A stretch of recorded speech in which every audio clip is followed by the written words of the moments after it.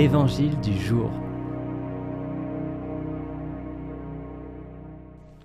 Salut, c'est Sandra Kwame, j'espère que tu vas bien.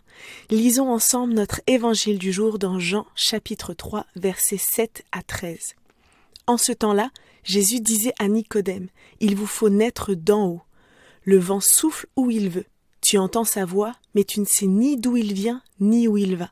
Il en est ainsi pour qui est né du souffle de l'Esprit. » Nicodème reprit, « Comment cela peut-il se faire ?» Jésus lui répondit, « Tu es un maître qui enseigne Israël et tu ne connais pas ces choses-là ? Amen, amen, je te le dis, nous parlons de ce que nous savons, nous témoignons de ce que nous avons vu, et vous ne recevez pas notre témoignage.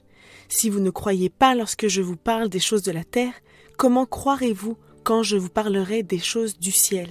Car nul n'est monté au ciel, sinon celui qui est descendu du ciel, le Fils de l'homme. » L'histoire de Nicodème est intéressante car elle peut ressembler à la nôtre à certains moments. Bien souvent, dans notre marche chrétienne, nous nous posons des questions comme Nicodème. Nous ne savons pas quel pas faire, comment le faire, ou il nous arrive parfois même de manquer de foi ou de confiance face à certaines situations que nous ne comprenons pas.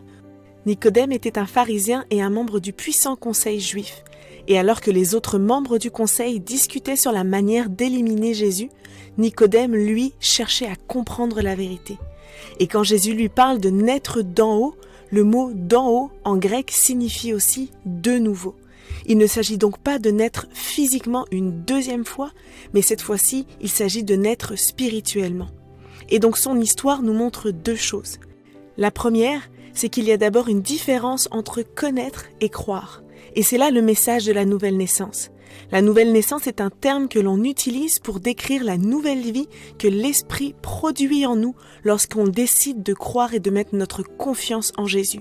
Le résultat, c'est que nous devenons le temple du Saint-Esprit et son Esprit demeure en nous. Nous ne vivons plus par la chair, c'est-à-dire selon nos désirs et notre volonté, mais nous marchons désormais par l'Esprit qui nous aide au quotidien. Et puis la deuxième chose, c'est qu'il y a une différence entre voir et vivre les miracles. Le message proclamé par Jésus n'était pas seulement dans ses mots, mais dans la puissance qui émanait de sa vie, de ses miracles, des signes et des prodiges qu'il accomplissait à longueur de journée. Et Nicodème reconnaissait la puissance de Dieu à l'œuvre dans la vie et dans les activités de Jésus.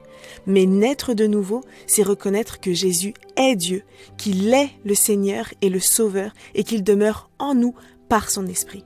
Alors que tu puisses faire cette prière avec moi aujourd'hui et dire « Jésus, je crois en toi et je veux vivre tout ce que tu as préparé pour moi.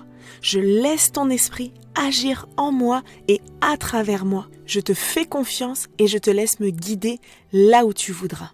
Amen. Sois béni et bonne semaine. » Si cette méditation t'a encouragé, pense à la partager autour de toi. Pour nous retrouver chaque jour, abonne-toi et active la cloche.